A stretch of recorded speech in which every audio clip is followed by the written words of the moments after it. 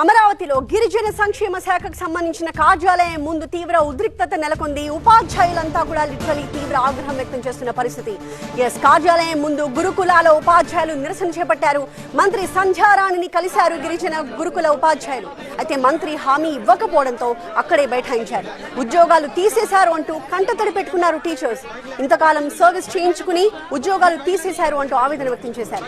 బిడ్డలను పోషించుకోలేకపోతున్నామంటూ తీవ్ర ఆవేదన వ్యక్తం చేశారు. ఆత్మహత్యకు ప్రయత్నించిన ఉపాధ్యాయులను ఇంకొక వైపు పోలీసులు అడ్డుకున్నారు. పోలీస్ వ్యాన్ లోనే సొమ్మసిల్లిపోయారు. ఒక ఉపాధ్యాయుని హాస్పిటల్ కి తరలించారు. మంత్రి స్పష్టమైన హామీ ఇచ్చేదాకా అక్కడి నుంచి కదిలేది లేదంటూ మిగిలిన ఉపాధ్యాయులంతా అక్కడే బైఠాయించారు.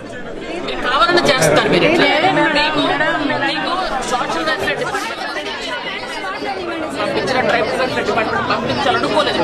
సీఎం గారు కూడా మీ మీద సానుకూలంగా ఉండాలి. మేమందరం కూడా మేము చూసుకోవద్దా? మీకు జీతాలు ఇవ్వాలా వద్దా?